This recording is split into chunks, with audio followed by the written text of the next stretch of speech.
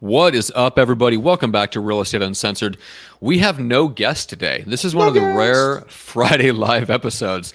It's been a while. I think, Greg, you and I were talking before we went live, and there was one time here within the last couple of months where the guest wasn't able to make it. I think even Gene was rolling in with his non-hair on fire and wasn't able to join us for that particular show.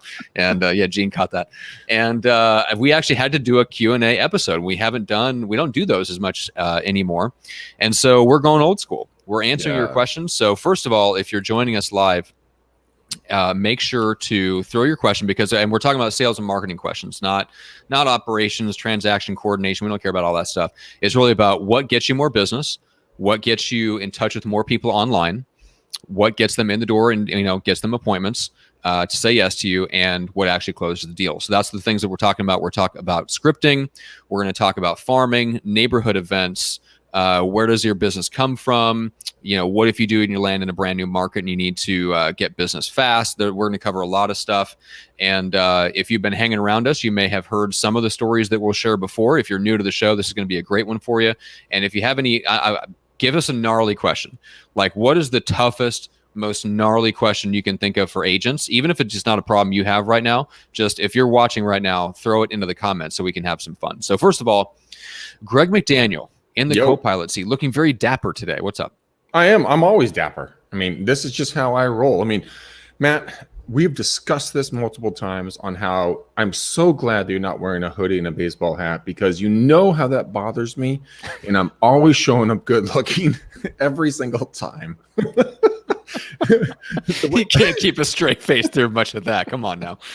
I'm always telling you, just gaslighting me. You know what I've always said, Matt, is if you're not wearing a custom dress shirt, you're really not wearing anything at all. It's the clothes make the man, Matt. The clothes make the man. Well, we don't know what you're wearing beneath the shirt, my friend. And yes, it's completely opposite. What is up is really down. I always show up in a hoodie and a baseball hat, but I decided to put this on for Matt. But we got Otis Washington here, guys. He's got a question for us. Matt says, there's duels of you these days. Matt says. Okay, so Otis, this question is, what's your thoughts on having divorce lawyers as a pillar of business? I seem to recall running across a guest. It's been a few years, but there was a specific guest. So, Gene, you know who I'm talking about. I mean, we may not remember the name, but there was a person who developed an entire referral network, basically, of divorce lawyers. And their job was essentially like they spent a couple hours in the morning just calling, right? Getting through, touching base, just maintaining that relationship. And they got a ton of business every year. I don't remember the exact number of deals it was, but they got consistent stream of referral business every year from divorce attorneys. So absolutely, I think it can be a pillar if you make it that, and if you have the sensitivity. Was it Michael Young? Was it Michael Young up in the Bay Area in like Sausalito, kind of North Bay area?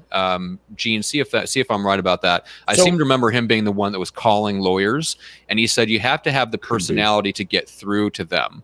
Like if you don't have the right personality to handle a lawyer, it's like don't try to make that a pillar of your business. But if you get along with them and you know kind of their personality and how to speak very directly to them and kind of what things they value, then you can absolutely develop a good rapport with them. Yeah, I mean, I think divorce attorneys are absolutely being a great resource when it comes to lead gen.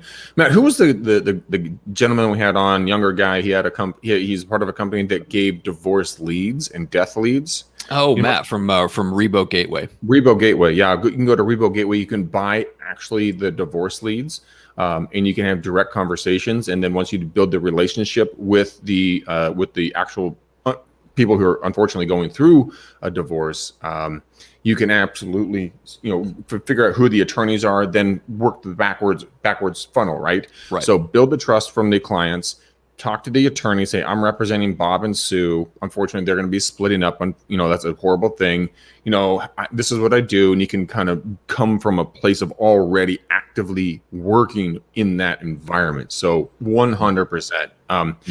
Mr. Howard, guys, Howard is coming in from Israel. Like he's tuning in from Israel. We get an international basis, and I love this guy. He's an awesome human being, but he wants to get an idea. And I want Matt and Gene, and I'll pipe in on this. His question is, what are your best lead generation sources? So, gentlemen, what says his uses? Gene, you want to take this one first? Multiple Matts and multiple Genes. That's right. Sounds like a dream come true. I know, right? Or your worst nightmare, depends on what side of the fence you're on. So I think also real quick before we jump into that one, if you remember Laurel Starks, Laurel was a guest that we had that ran a divorce program. I think that's right. You remember that? Right. I don't. Matt might not have actually. I don't think I was on that one. Yeah, I don't think I was on that show. That's because Matt was going through a divorce and it hurt his feelings. And so, we didn't really want to talk about that. I bailed on that one. It's like, and those kids, I got custody of those damn kids. Oh, God, our kiddo. So where is that? Matt, is this your guys' newest family photo, or just your school photo? I think that comes through very accurate for them. Yes, great. Yes. So that's the that latest photo is so old. You need to come up with what are those kids doing now? Oh, I know. That's a good point, Greg. Don't you tease me with that one. All right. Lead sources, Gene. Lead sources. Homework.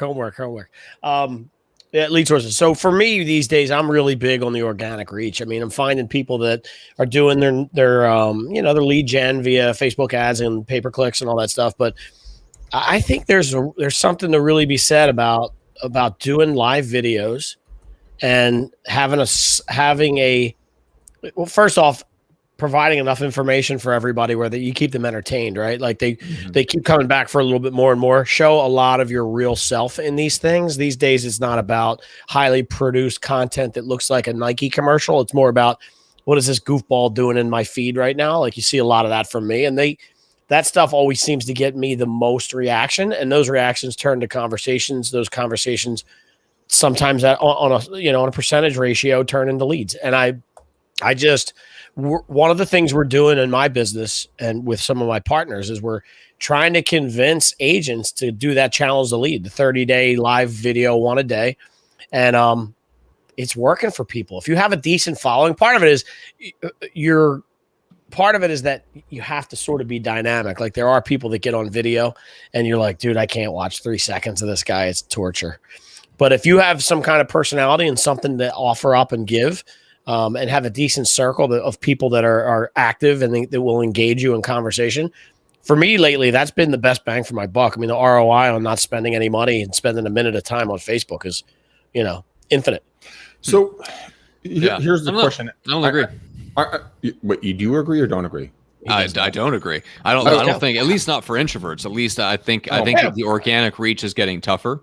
And I wouldn't, especially for an introvert, I wouldn't recommend they spend like more of their time trying to get organic reach. I'll give an example. So one of my clients runs a massive Facebook group, 55,000 people, and she's having trouble getting visible in her own group because the organic reach is so volatile. It's so all over the place. She just did a live video in her own group and it got 50 views. So if something is going on with Facebook right now, I mean, Greg, you and I seen it. Like we see it with our Facebook lives. The view counts are all over the place. There's no consistency. We get no reach compared to what we used to get a couple of years ago. And so I think especially right now with all the iOS stuff going on, I mean, obviously that affects paid ads. So that's a whole other story. But I think something is up. I don't disagree with that. I don't disagree with what you're saying, but from an ROI, and I don't know the group part of it. I'm not sure. I just know I generate multiple conversations whenever I go live. I don't know who she is. I don't know what her story is. I don't know what the people in her circle are doing. And I think it's not for everybody, right? Like if you're an introvert or you're just a horrible looking human, I wouldn't, I don't think that's going to work. If you have no circle and you have no personality, it's not going to work. I mean, for me, that's true. Well, if you have the personality, the house plant, most things won't work. Well, for me, as the full package, it works very well.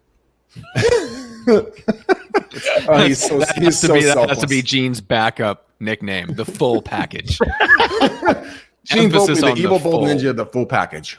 That's right. So here's the thing. I agree with what you guys are saying on that one in lead generation. I did an article for Inman News, and I was working with Bernice Ross about this, and I kind of coined this term. You have to be persistently inconsistent. Now, what I mean by that is that I'm getting a ton of reach when it comes to conversations and lead gen and everything else from doing stories that are not always the same thing.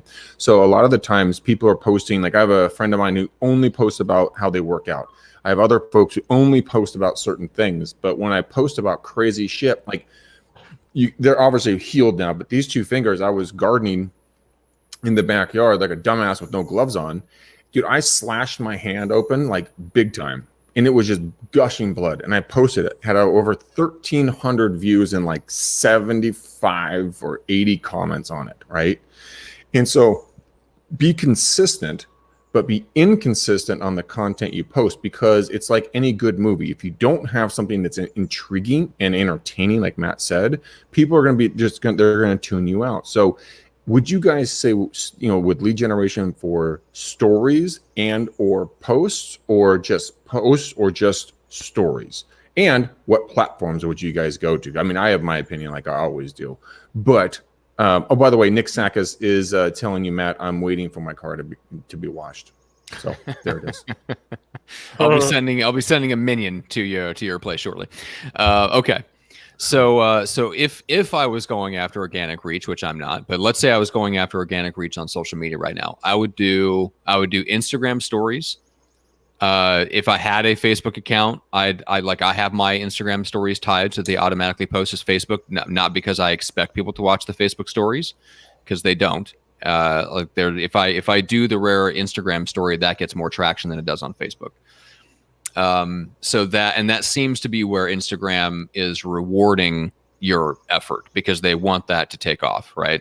Same thing with Reels. If I was so inclined as to dance and point at words, I would do Reels.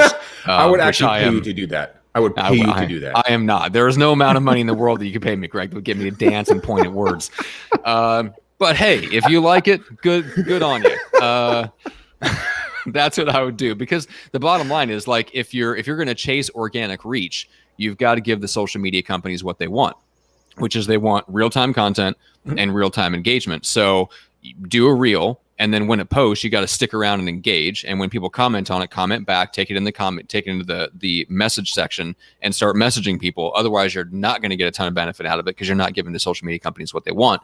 So if you're gonna spend time in trying to get organic reach, you've got to give the social media companies what they want, and use the tools or the techniques that they are promoting at that time. Just like Greg, a few years ago, we jumped all over Facebook Live when it was really early, and we got a big boost, and then it tapered off, and all of a sudden Facebook Live doesn't really do anything for us anymore. Well, it's the same thing with Clubhouse right now. I mean, my brother sent me a photo, like the drop off on Clubhouse, because everyone was super hot on it. And they're using it as a marketing platform, which is still a really good idea. Don't get me wrong, but they went from like 7.9 million downloads in February, and they're 0.9 million downloads in June, or something like that. I mean, you said 2.9 or 0.9. Well, hold on. Let me pull the exact numbers. Let me get the actual photo. Yeah, so you do that, and I'll mention two things that I saw. So Twitter has a competitor to Clubhouse coming out, and Spotify just released one. Yeah. Okay. So Spotify is going to have audio. Listen, you know what else is a competitor of it? Real life is back again. So people are leaving their houses. That old thing. Big deal. Weird. This old thing called leaving the house. Right. No. So here it is. So Clubhouse, in February of this year, 2021, they were at 9.6 million downloads. March went to 2.7, and April is 0.9. Wow. So, I mean, look at that drop. Wow. Yeah. So basically had a 1 month spike. It would like this month and last month weren't even that unusual. It was the 9 million in March that was the outlier. It got a whole bunch of downloads that month, February. Yeah. It was when people lost the will to live and thought they might never leave the house if they didn't live in Florida. And Matt, this is why you always pee in cups, and you're an agoraphobe and you stay inside. So basically the coronavirus was just basically your normal day. That's right. All right. Nick Sackis, I love this comment. Says, my new online course, How to Dance and Point, co-hosted by Matt Johnson. I love it. That is coming soon to a course, to a Kajabi platform near you. And Chris Manka says, man, I could fill this show up with questions. You guys are rock stars. We'll do it, Chris. Do it. Give us some. The questions we pulled from the group, we'll pull a few, but if you guys can keep us going with live questions, we will welcome it. So, Gene, we never got to you. I know I'll disagree with everything you're about to say, but please tell us how to get organic reach on social media. The guys, if you guys can't see him, his eyes just bugged out of his head. Like, what? What the shit? Well, I think you nailed part of it in the beginning. Is that there's a bunch of different elements, but one of them is give the platforms what they want, right? So, and first of all, what that is to start is consistency. So counterintuitive to what Greg said a minute ago is now, I mean, look, I tell people this all the time. If you just think about this logically, Facebook is the most used social media website, the most used website on the planet. And there's still more room for them to grow. So they want you to spend 100% of your time on their platform. So they will do what it takes to keep you there. And one of those things is they're going to show you content from people that are creating engagement on their platform, right? So reverse that. The more you create engaging content that keeps people on Facebook longer, the longer Facebook, or the more often Facebook will show that stuff to people that are not in your circle. So your organic reach rises with the amount of engagement that you're able to do. And that's just, oh, go ahead. No. And I wholeheartedly agree with you on that fact. The reason why I was saying be persistently inconsistent is that I, about a year ago, I was at an Airbnb with my girlfriend because she was between houses. And there was a gentleman who was laying on the curb. He was a very large gentleman. And he had his hand down his pants, just scratching away at something. By the way, he was half naked. And so I took a quick little video of it and I posted it on Instagram stories just because I'm like, what the fuck am I looking at right now? And that's the first time I went over 1,000. And then I posted something about real estate, right back to like 100, 200, right? It's like crickets. Then I posted so I'm playing around with different things, right? Like showing my life like chapters in a book, like different things that I'm doing. Walk the dog, do the podcast, do this, do that, tag people. But then I took a photo of my bloody fingers, 1,500 views or 1,300 views or something like that. So it's just being visible, but not saying the same fucking thing every single time. And Greg's, what I said wasn't. Well, there's plurals of me too. Greg, of course. Oh, you know, listen, of course, Gregers. I wasn't saying that to dispute what you were saying, because I agree with what you're saying. Like, pick any vertical. Like, so for me, CrossFit. If I just posted CrossFit all day, every day, at some point, people that would fall off. People are like, all right, I get it. Like, I get it. I throw in the beer snapshot, boom, it goes up. Like, I'm with you on the consistently inconsistent portion of the type of material you're putting out there. What I meant was post. Because the more you post, the more Facebook sees you're using their platform and the more juice they're going to get. So that's what I meant. Yeah. Oh, okay. Just pure consistency. Yeah. So, but there's an individual that I know, and they post so much. Like I'll get to like the third story, and I'm like, dude, I can't watch your shit anymore. Like I just don't have the time for this. So and Gene, this is for you, and Matt, chime in on this. Is there a soft spot or a special spot? That sounded weird on both sides.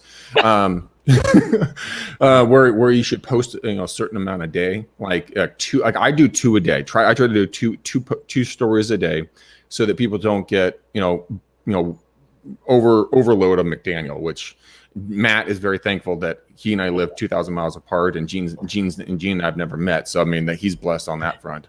Well, I was going to say not everybody wants you to go away. Some of us want the McDaniel content, right? I'm raising my hand. Bye, Matt. So here's what I always tell people. I think this is something you gotta really. When I speak in vague terms, it makes me uncomfortable. When other people talk about this in vague terms, it makes me uncomfortable. Your audience on each platform is different than the next platform. So Matt might get a rise out of people on Reels, where on Twitter he gets nothing, or vice versa. Mm-hmm. And Matt's. Just because Matt's getting a bunch of activity on Reels doesn't mean I'm going to, right? So what I always tell people is the data is going to tell you where you need to post and how often. So Greg, I'll give you a real good example. Let's say you're Forte, you've done the necessary research, you watch, and people constantly call you and they say, I watch your stories every day. I love your stories. In theory and in practice, you should then turn your attention to stories to give it more attention, right? Mm-hmm. And what you'll notice is, and I'm using that example because it's easy to see. So say tomorrow you put up four stories and you get 600 people to see it, the first one, and then 599, and then 598, and then 597. You kept the majority of your audience through all those stories. If tomorrow you do 14 and it goes from 598 on the fourth story to 210 to 80 A 6. Those are your folks saying, okay, I reached my limit of McDaniel. About 5 stories was enough for me. So the point there is that read your audience. You'll figure out what it is that they want from you by their engagement and their eyeballs. And then that's where you kind of go double down. I love that. And Otis has got a great question. Gene and Matt, I want you guys to take this one. He's asking, what's the best way to come up with content for social media without using the free infographics stuff that are given to you guys from your associations? I have my opinion on this one. Matt or Gene, who wants to take this one? Well, let's start with stuff you get from associations. Throw it all out. That's just the easiest. Just dump it like a hot rock. Well, I mean, for one thing, I think the 80-20 rule is probably the most helpful thing you can say here, which is that 80% of it better not be real estate related. So only 20% of your content should be, genuinely real estate related if you want to get any attraction. Because the bottom line is, like you guys have mentioned it, like when you post something kind of wild and outrageous, out of the norm, it'll get, you get this spike of views. But then as soon as you follow that up with a normal, like real estate oriented post, you get like 100 views. That's because all of the social platforms have got really smart, and they're only going to put your stuff in front of like a testing group, like a small percentage of your audience. And only the stuff that gets engagement and consumption is going to even reach beyond that initial little testing group.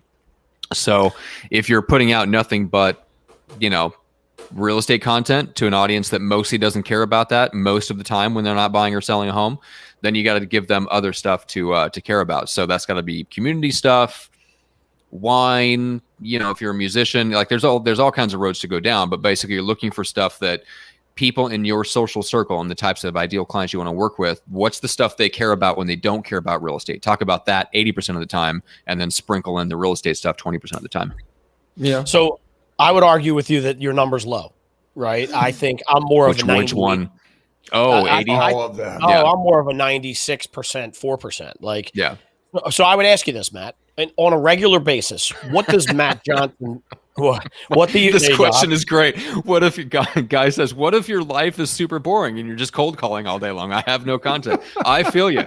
The most eventful part of my day, and half the time, the only human being I talk to on a daily basis is the person that serves my coffee. Oh my God. Okay, Gene, finish your thought before Matt rudely cut you off. My God, at this point, I don't even know what the hell my thought was. That's okay. That's a you were talking about 96% non-real estate content. And I'm going to ask you this question, Matt. What do you think you need more regularly on a day-to-day basis? The Prunes. Need to know. What's that? Prunes. Oh God. The need to know where the open houses are, or humor. Well, humor, of course, and escape. People go to social media to escape. So if 96% of my content is me being a funny ass, you're more likely to tune in with that stuff than you would be if I was posting open houses and stuff for my real estate association. Well, of course, provided you being a funny ass doesn't make you less respectable and therefore disqualifies you as an agent. Well, okay, that's fair. No, that's actually fair. I would argue that. Thank you and good night. Yes, Way out. He's leaving on a high note. Leaving on a high note. All right. Well, wait. But it still is important that people know that you have your open houses, and it's still important for people to know you have active listings, and it's important that people also understand that you have that you're getting the job done and you're selling stuff. But the thought process is that 99% of your audience doesn't need your real estate service today. You need to keep them around until they actually do need your service. So what is it that you can post on a regular basis that informs, entertains, and educates? And that, so for my thing, as a marketing guy, when I go into places, I go like this. I go, from here on out, and this is something you got to train your brain to do. From here on out, everything you do in any given day is a marketing opportunity. So pretend that somebody was following you with a camera for the 18 hours you're awake. You get the next day to go back to that and say, from noon to 12:15, that was a spot I want people to see because that was entertaining. I thought I looked handsome in that, and these 3 things. And then these other things. You got to break up your day into little snippets, and that's your content. Unfortunately, like in the real estate world, there's some great shit that happens behind the scenes. Stuff that most people don't understand, and that is actually educational and entertaining. So it's not, hey, look, I have a listing, but it's more like this. See this? This is what happens when you don't get your stucco fixed. Let's talk about that. So there's a million ways to do that. So in my world, when somebody says to me, I had this problem, I don't even care what the problem is. There's an opportunity for you to educate your people right now. And now we just got to figure out how to spin it, capture it, and post it, right? And people are way more likely to look at you and say, here's a problem. I'm interested in this guy's pain and suffering, or I want to see how he fixed it because I have the same problem. Oh, yeah, I also know he's a real estate agent. Right. You know, there's some, I'm trying to find a photo here really quickly. And this is something I posted and people lit up on this. I was taking the dog to the dog park and I was picking up a big sack of shit and I got shit on because the sack broke. It was horribly disgusting. Now, why do I say this? Somebody take a picture of this real quick. I have screenshot this. Matt just has his head on his microphone. Well, the reason why I'm saying this is like Gene, what you're saying is snippets, right? And people related to that event, they're like, oh my God, I've been there.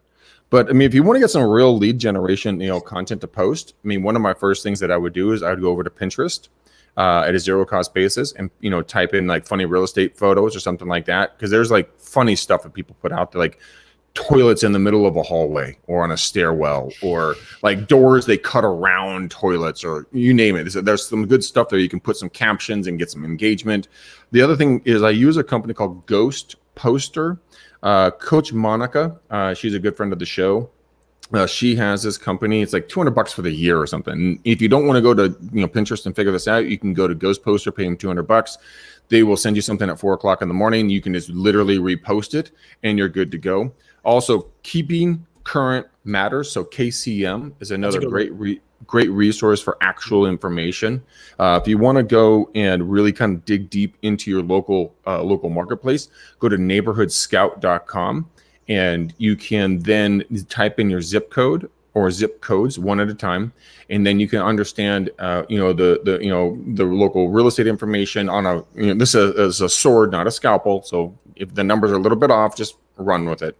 But then talk about notable unique people, places, modes of transportation, occupations, all kinds of information. You can start making posts about that content. So you're not talking about real estate, but you're talking about the community. Therefore, you become the local celebrity.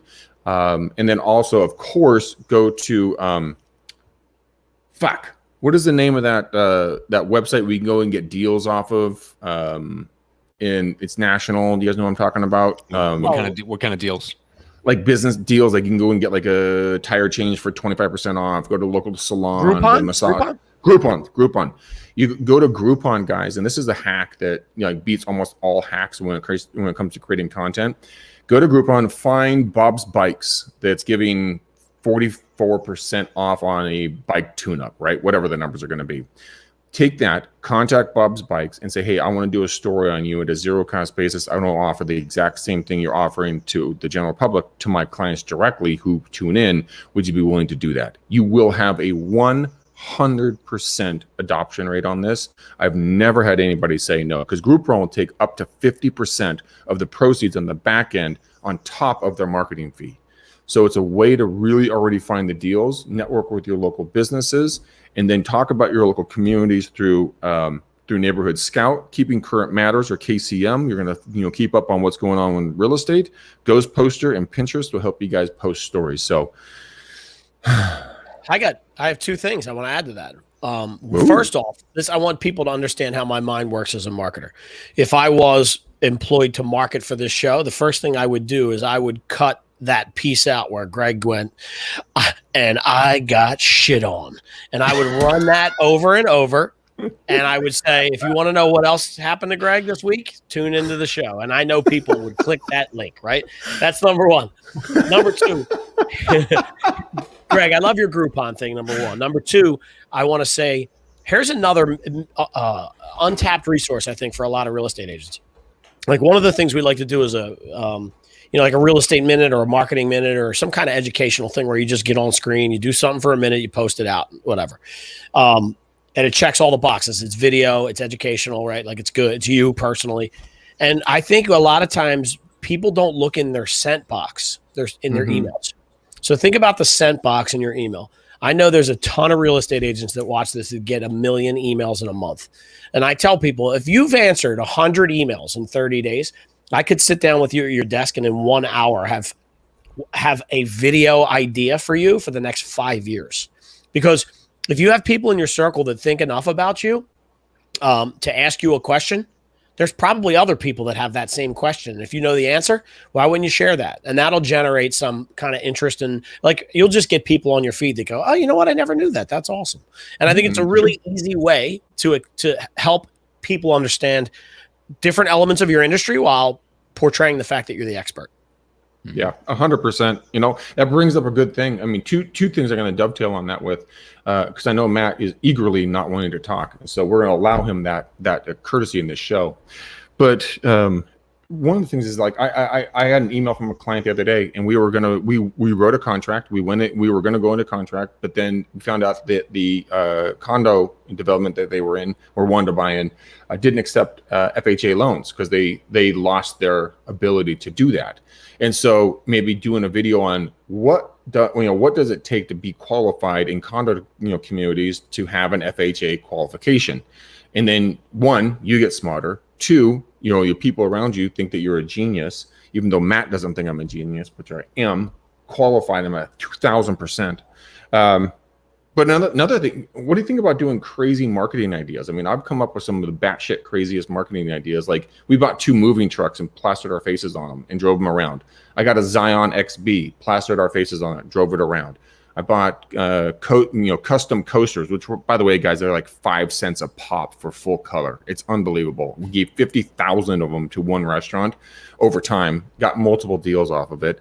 And now that I have a dog that shits on me, as you guys saw, I was at the dog park, and they have these dog park balls, like custom, like just everyone leaves a ball, right? So my mind started moving immediately. I'm like, well, shit, if I'm going to work in this marketplace, what does a custom ball cost? 90 cents for a custom tennis ball that you could then just take. Like, I would buy like 2,000 of them, find all the major dog parks, go drop those bitches off everywhere, and let everybody play with their dog with my brand on it and get the association. So once their dog loves my ball and probably will take it home, guess who's going to be called? Me at some point. That's a branding play. I mean, right. But I mean, there's so many ways to get leads, guys. There's so many ways. But we have a question we glanced over. Chris Manka asked us a question. If you guys could choose one book / author or coach that is a must read, must listen, what would you choose? Matt, I know you are deep into this side of the business. What would you choose? Well, let's define the terms. Are we talking about in life and wealth building and just overall everything, or are we just like confining ourselves to like a real estate person? Dude, it's just if you could choose one. He was very clear on that. Okay, so here's my choice. It's Richard Koch, the guy that wrote the 80-20 principle, and then because all of his other books are amazing too, the Star Principle, Simplify, and he's got one that's just coming out. He just did like this amazing interview with Tim Ferriss that was like from a couple weeks ago that everyone should go listen to, and he wrote a book called, I think it's called Unreasonable Success or something like that, basically examining 10 or 15 people that had these unusual level of impact for one human being on the world, and how did they do that, and what are the things they have in common. He's just one of the best thinkers ever, and if you actually get hold of the 80-20 principle and the STAR principle and stuff like that, it will change your life. It took Richard Koch from being like a consultant that had, a little bit of money socked away to a half billionaire. Damn. Well, half a billionaire. Is that the guy we were going to have on the show today, right? Yeah, right. No, I wish. Yeah, exactly. And everybody's got hilarious comments about my balls. Dogs love Greg's balls. So Greg gave away all his balls for his customers to play with. Thank you, Chris. Oh, there's so many funny things here. Greg got lots of balls. Anyways, Matt, we are being requested that you write that into the comments so people can do that. Yeah, Richard Koch, Koch. Best place to start is his interview with Tim Ferriss from just within the last couple weeks. Fantastic. Gene, what would you recommend, my friend? I guess Matt kind of sparked my thought process. You've heard me talk about the 80-20 marketing by who wrote that one? Perry Belcher? Not Perry Belcher. Perry Marshall. Right. He was up there too. If I had only one book that I was equipped with to like get into marketing and change someone's life, that's the book I would give him. Yeah, the reason why I say that, it's kind of funny. A lot of these things happen to or from on my way to Florida, because I read that and had a huge aha moment on my way into Florida. That's kind of changed the way that I do business. It was one chapter. I could even probably tell you the chapter if I pulled the book down. But it was just a really good one. It's one of those that it's a little technical so it's a little bit dry. But again, it was one of those when I think back to one of those, like, oh, you have that moment where you go, oh shit, yes, that was one of them, right? I want to add one thing, and this is just because I'm currently reading it now. Do you know what that is? The Bible? No. Some people might say it is. It's the new Amazon bestseller from Matthew McConaughey called Green Lights. Oh, Green Light, yeah. I'm only, let's see, I'm probably 80 pages in, 71 pages in. And my buddy Brian Offner, who's watching it, recommended it to me while we were in Florida because he's listening to it on Audible. And the one on Audible, McConaughey actually recites it, which is all right. Yeah, that's the guy you want talking to you, right? But it's a good one. It's less business related. It's just kind of one of those read it on the beach things, but it's been pretty good so far. So that's awesome. There's two books I would recommend. One of them would be Go for No. And that book, really, we had the author. She came on our show a couple of years ago, and what she in that book, it really talks about really kind of going for the no, like trying to get the no. And it's a phenomenal book when it comes to marketing and prospecting, because all of a sudden it shifts your mindset. Guys, if you're going to listen or read this, make sure you go from the first page literally to the last page in the last paragraph, where everything comes together, and you will get tingles when you read this. Another one that I really enjoy is called Blue Fishing by Steve Sims.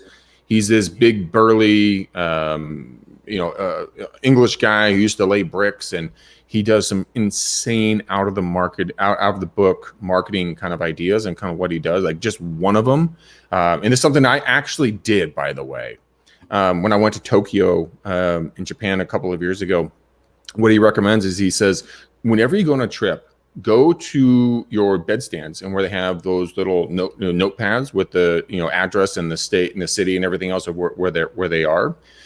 Get as many as you can, and then write a little note on that to one of your past clients or customers or someone like that, and then take a Sharpie and then write the address and the name of your client on the envelope. Nobody's going to not open up a Sharpie written address with their name on it, and then they get in there and they see a little notepad from Tokyo, and they're like, "Who in the heck do I know that was in Tokyo?" It just keeps you top of mind. But this stuff, he's opened up doors that are massive in regards to lead generation. He'll go over a ton more with you, but it's just one of the best books I've read. Not to mention, there's a shit ton more. Love it. All right, there was one other question that Chris had that we skipped over. If you don't mind, I wanted to come back to it. New agent. So with the roundtable on the show, what would be the first or the most important relationship you create within the industry? Not talking about a mentor in your brokerage, but what's the first or the most important relationship you create within the industry? Greg, what do you think? If you had to do it all over again, let's say you didn't have the support system that you had with your father and all that stuff, and you're kind of coming in cold, what is the first relationship you'd build? You go talk to every single top agent in your entire area, and I'm talking like from number 1, 2, 3, 4, and 5 down. Look at their stats, ask them out to lunch, pick their brain, and don't say, "Can I pick your brain?" They will fucking hate you for that. What you say is, "I would love to learn from you. Can you give me one thing that's made you, successful? And then can we have lunch in a month, and I'll show you what I've done with your advice." So now what you're doing here is you're learning from the best of the best in the business. You're also building a relationship with them, because here's the caveat with that. If and when Matt was to sit with me in my marketplace and he asked me that, Matt's grinning from ear to ear. I was wondering where you're going with this. And Matt said, "Greg, I want to sit at your feet and learn." I say, "Okay, go do X." And then we have lunch in a month, and you say, "Oh, I didn't get around to it. I will never talk to you again." But if you say, "Matt, go do X," and you come back and you say, "Greg, I did X, and I got, A, B, C, D, E, F, and G in response to this. how can I proceed? If you have 5 of these people that you talk to, that you sit with and you learn and you execute on, you're going to flourish in your marketplace because you're building a trust relationship with these agents because they know you're going to follow through. You're going to learn from them and you're going to build a relationship so you guys can pass business back and forth. It is an absolute 100% win on all sides. I don't really have anything to add to that. That's probably exactly what I would do. Gene, what do you think? I'm going to take this from another angle. Okay.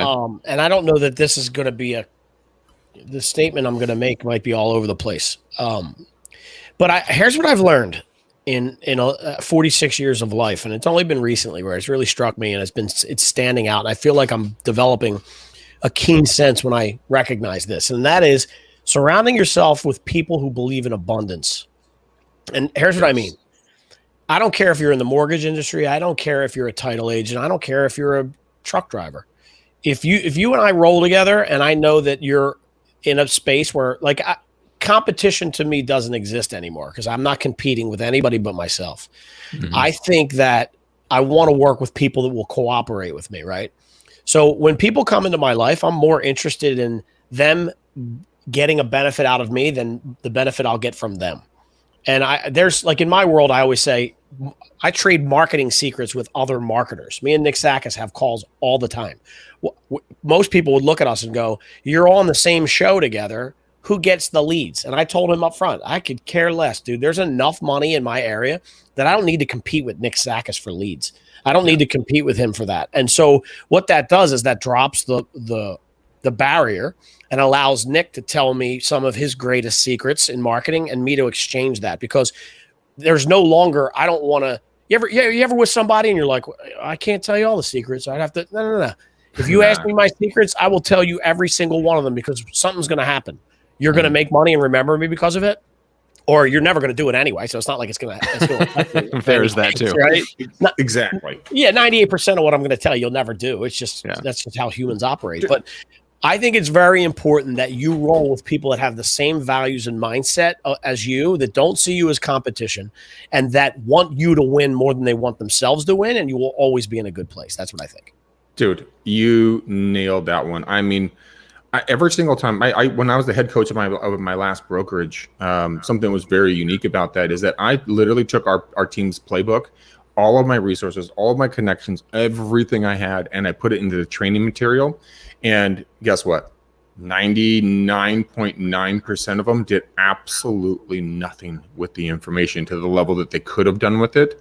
And so you don't have to be afraid of the competition. Like you said, like Gene, you and I and Nick and Jake Wolf, we do the marketing roundtable on Wednesdays. Dude, the 4 of us, we sit there and we spit our best game all day long. And it's just all about value add. Matt, we invited Matt. He declined us. I mean, I even had my attorney send him a letter inviting him, but he still said no to me. Well, Wednesday is his biggest car washing day. You know that. He's scheduled back to back. He's scheduled back to back all night. He's not going to. Oh, that's right. Wait, can I tell you one more thing? I had an epiphany last week too. I mentioned Brian on here earlier, and Brian's been on the show with us, Captain Link Juice, as we call him. Yeah, good dude. And we were on a plane together last week, and he says to me, I've been thinking about this whole thing. And so we're working in the mortgage industry together, right? And there's a team that's from our same company who is the number 1 team in the company, right? We're like number 5 right now across the country. And we're trying to get to be number 1 by leaps and bounds. So we're always strategizing, come up with new tactics, whatever. And he says to me, I was thinking about this the other day. He goes, everybody I talk to says, why don't you just look at what the number 1 team is doing and recreate it? If it's working for them, just copy it, right? And here's what he said to me that I was like, huh. He goes, if we do what the number 1 team is doing, we're creating competition for ourselves and for them. Why would we do that when we can do what the number 1 team is not doing and crush them?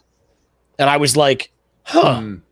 Right. So what he was saying was like all these practices they have in place, they're building this stuff out, right? All this stuff is common practice. And I know they're doing some stuff that's earth shattering, right?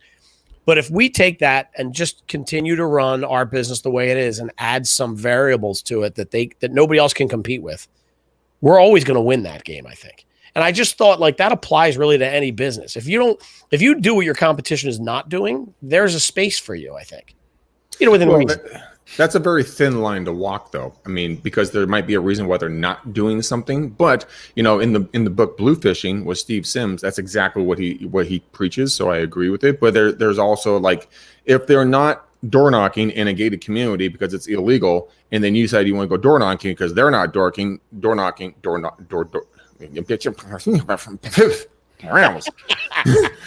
And again, hold on. Another marketing clip. Yeah, of course. And if there's a reason why they are not doing it, understand the reason. Maybe it's because they don't have the personnel, the money, the time, the effort, the knowledge, or something like that. So if you're a young millennial and you're stepping into this game, and we have a 65 or 75 or whatever age, an elder in the business, let me phrase that correctly, and they're not doing video, they're not doing reels, not doing something along those lines, you will crush them when you start doing it. And it's not because it's not something that they can't do. They just won't do it because they don't understand it. Our good friend Stevie Hahn, who's been on the show, and a dear friend of mine out of Jacksonville, Florida, she was scared to death of doing, I know, Howard, I'm careful of the 64. That's why I abbreviated my verbiage. He's like, be careful with that. I'm like, I am. But she wouldn't do video 5 years ago, 6 years ago. Now this girl gets 85% of her business from doing video on a consistent basis, and it's because her competition isn't doing it. Oh, that's one of the reasons. Yeah. Right. Mm-hmm. I mean, listen, she's made for video. Let's call it what it is. I wouldn't get the same results in that market. If you're a beautiful, intelligent woman, yes, the camera loves you. So that was a compliment, by the way. I mean, I wouldn't be getting that kind of results in her market if me and her went toe to toe. I mean, no, that's bullshit. That's bullshit. Here's why, dude.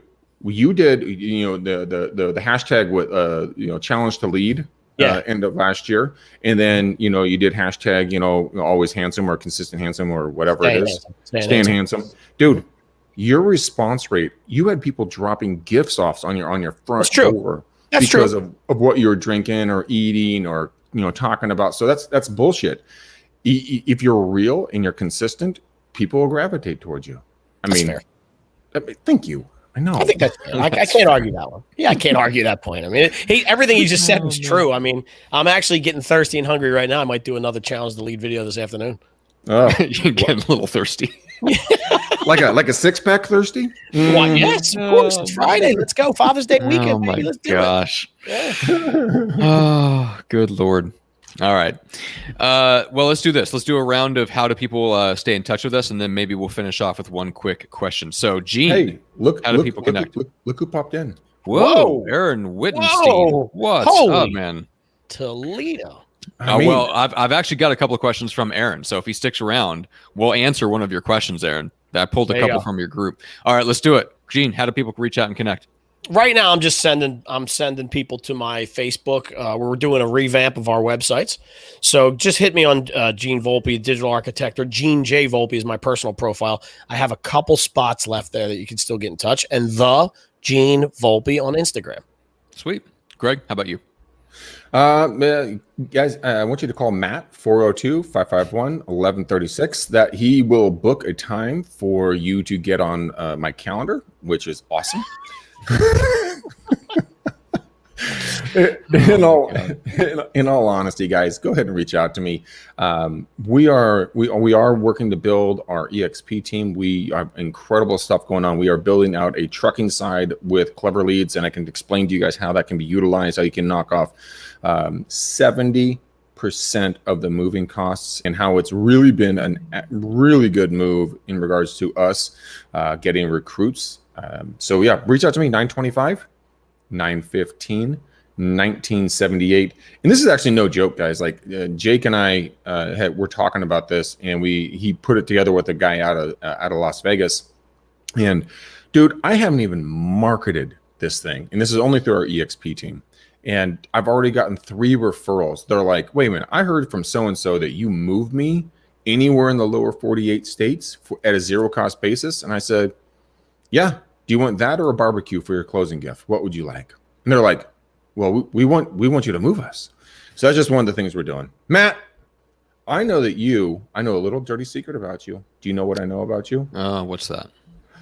I know that you published A book. Tell us how to get this book. Yes. We'll go to Amazon if you're a print book person. And then if you're not a print book person, you want the free copy, the digital copy, just go to getmicrofamous.com/free. And that is if you want to learn how to build influence online and essentially have a marketing machine around you that works for you as an introvert to make you a thought leader and an influencer in your space. And of course, it also breaks down everything about podcasting and how to be a guest on podcasts and whether you should get sponsorships and all that fun stuff. So, Matt, I have to tell you. Yes. I'm not worthy to be around you. I'm just not worthy. He said, shut up. Shut up. All right. Because I want to get to this. The Aaron Wittenstein, this is a post from a couple of days ago. So, Aaron, forgive us if you've already got your answer to this, but I don't care. What do you do when you're frustrated? Gene, what do you do when you're frustrated?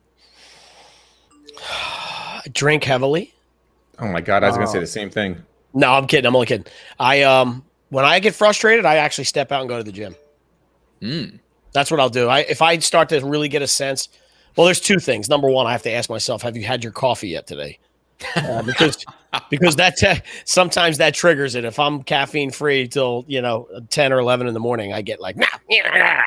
But if I'm like if I'm truly frustrated because of something's going on and I can't get out of my own way, I notice a pattern of like it's piling on. I'll shut it down and I'll run to the gym.